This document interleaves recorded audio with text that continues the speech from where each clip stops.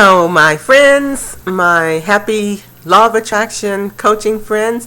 I just wanted to share something with you. This is Rev Lyn, and this is like an update or kind of like an add-on to the intro.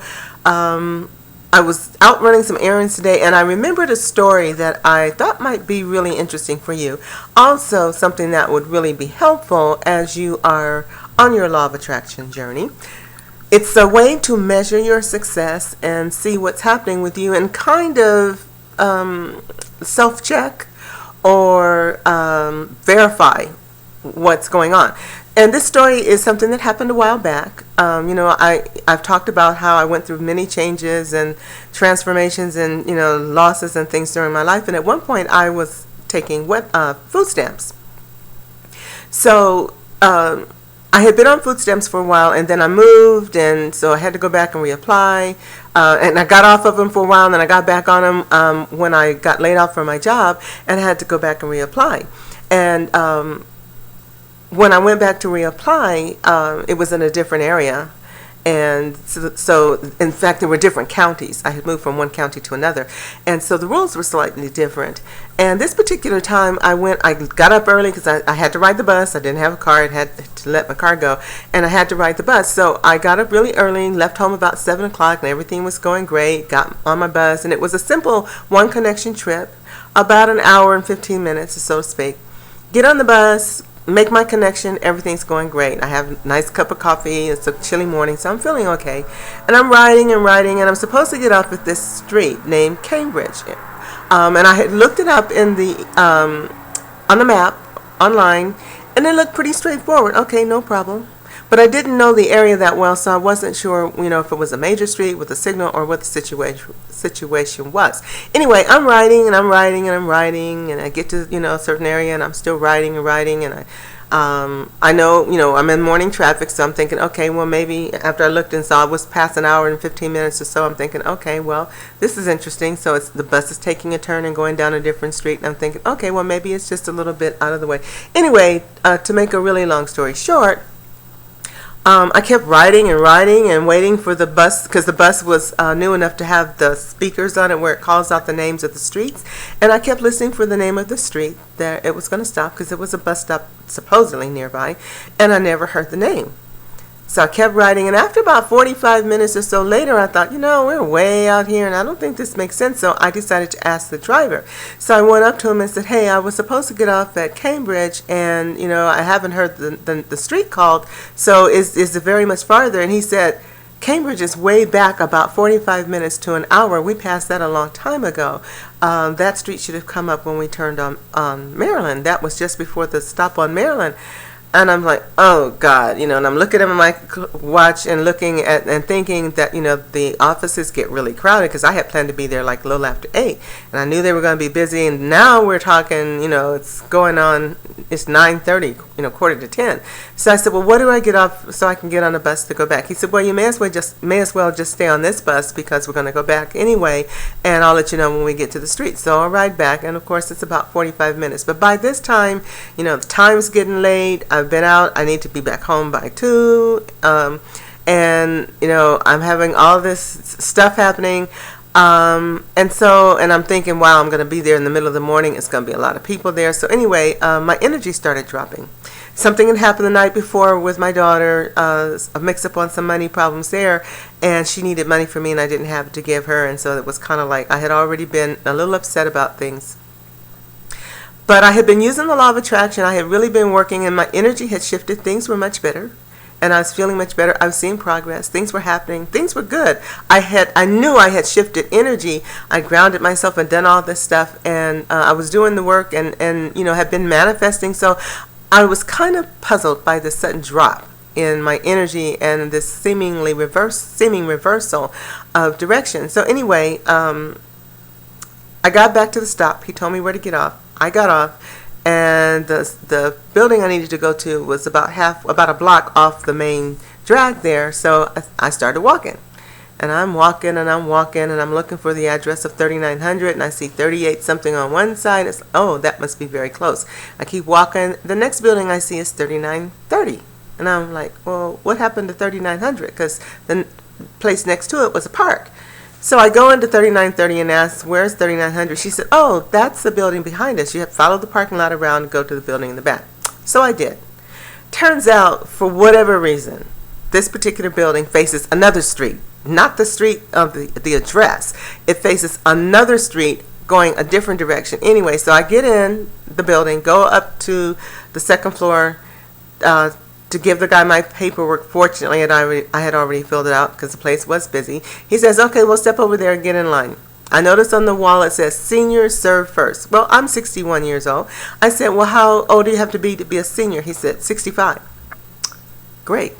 I'm now calling myself a tweener. You know, like a tween, what's they call it, the tweeners with the teenagers. I'm a tweener. I'm between being a mature adult and being a senior. I really am at this point where I don't qualify for anything and I'm too old for everything else. So anyway, I decided, okay, fine, I'll stand in line. So I stood in line. About 20 minutes later, he says, just to let everybody know, we're having some problems with our computer system. Our system is down. It could be anywhere from 10 to 15 minutes to several hours. So if you want to come back another day, that would be okay. No, I can't come back another day. I've already spent 3 hours on the bus and I've already, done all this. And besides, I am running out of food because I didn't have money for, I hadn't bought groceries in a month and I was getting low on food. I have to stay. So I stayed. Fortunately, the system was back up in about 45 minutes. So I get in the other line, finally get called to the window. She goes through all of my paperwork and everything. And on the paperwork, it had said that normally the processing takes 30 days. But in certain circumstances, you could get the benefits in 7 days. So I'm thinking, okay, well, I haven't had, any food shopping for a month, so I should qualify. Nope, wrong. And she says, nope, the computer decides who qualifies for emergency assistance, and you don't qualify. So your worker, it will be assigned to a worker, and she's going to call you in 10 to 15 business days. That's 2 to 3 weeks. And I'm thinking, well, that's not going to do me any good. I'm running out of food now. What am I supposed to do? And nothing, sorry, she'll get to you in 10 to 15 business days. So I'm thinking, wow, that's nearly Christmas, So how am I going to make it to then? So by now, my energy is really dropping. I come out of the building, walk out the front of the building, and walk over to the bus stop and sit down. And I'm thinking, this looks kind of odd.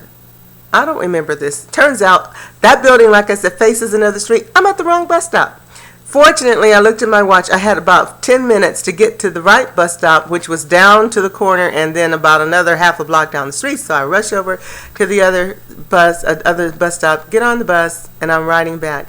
And I'm really starting to feel down, thinking, what's going on? I don't have money for food and blah, blah, blah. And I started to think about, well, what's happening? What does this message mean? What's going on with me? And I'm losing my energy, and I could feel this dropping back. And I'm thinking, but I'm not completely in the pit. I'm not down in that level where I'm in despair. I'm not at contentment either, but I decided maybe I'll just read on the way back to keep my mind busy. And I took out my Kindle, and I had a copy of Abraham, Esther and Jerry Hicks' book, the Abraham book, called The Law of Manifestation. So I decided to read it. And I turned it on, and it popped up to the page of Tell a New Story. Start to tell a new story. So anyway, I started reading, and it goes on about, creating a new story that despite the circumstances that you're experiencing at the moment, you need to have a new story, of a statement of fact, an affirmation of where you really are and what's going on. And this needs to be the story that you tell instead of rehashing all the old stuff, even if it's still a condition in your life. Instead of telling that old story, we've been taught by our parents, say it, tell it like it is, tell the truth, state the facts, which is what most of us do. But by doing that, we're actually reaffirming and affirming over and over and over again the condition that we're trying to change. So as I talked about, in the program, I talk about the power of our voice and speaking our word into the law. So it struck me then that the manifestation the things I had been creating, I had been affirming and manifesting and shifting things so that I was no longer in this place of survival, lack and limitation and less than and not enough and all of that. And at one point, I had this aha moment. Something in my mind said, the reason you're having all of this experience is because that resource is no longer open to you. You've shifted your energy to a point where you're no longer in survival mode. You're no longer in that place of lack and limitation.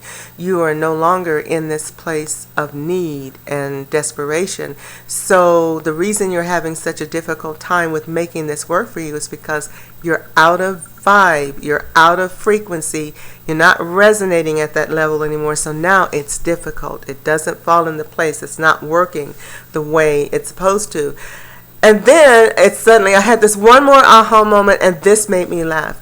I remembered that when I had first gone to get food stamps before, and I had taken the bus, and I hadn't been riding the bus. I had had a couple of friends that were shuttling me around, but I had to ride the bus this time back from the welfare office.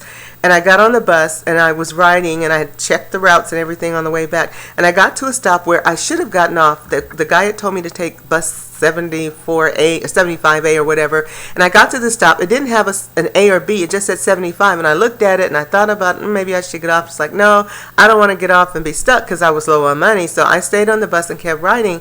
Again, I rode for another hour before I finally asked the driver about it. And he said, well, you should have gotten off back down, at the other stop about an hour ago. But you may as well stay on this bus because I'm going to the end of the line. And actually, it's just a mile or two from where you want to go. Do-do-do-do-do-do-do-do. Deja vu, Twilight Zone. Today was the same scenario. And I had to laugh because I thought, boy, what does this mean? This means that one door has shut because another door has opened. And for me, it means moving forward into my prosperity and abundance resources in a thriving mode where I am now. I'm no longer in that survival mode. And so I looked at this adventure on the bus ride as being a last tour ride as almost like a closure of this phase of my life, this cycle of my life, of where I was in the survival mode of needing food stamps, having to ride the bus and being in this lack and limitation mindset. But now, because I've shifted my energy, so I'm no longer in that place. I'm no longer vibrating at that situation in that mode. So when I was trying to go and get these benefits, it wasn't for me anymore. And with that, my energy shot up. I realized at that moment, thank you, God, it's over. And so I can take this celebration ride, like this last hurrah around this bus route, and this adventure with the food stamps office and all of that, and say goodbye to that energy and shut the door on that phase of my life. And the rest of my ride home was pretty wonderful because I had allowed it to be done and be over, and allowed myself to fully trust, walk in faith, and step into my new reality. And thank God I'm back. It's so wonderful to know that I'm in this new place. So I just wanted to share that story with you because as you're going through your law of attraction experiences and bringing your energy up and moving forward, you have to learn to recognize too when one door has shut, which is moving you, or when you have moved out of this energy of lack and limitation. And even if you can't see the outcome, even if you can't see what's around the corner, you can't see how you're going to get from point A to point B, you have to keep moving. Be in trust, be in faith, and let the universe take care of you. Just wanted to share that with you, so I hope that helps. Rev Lyn signing off, waiting for the next adventure.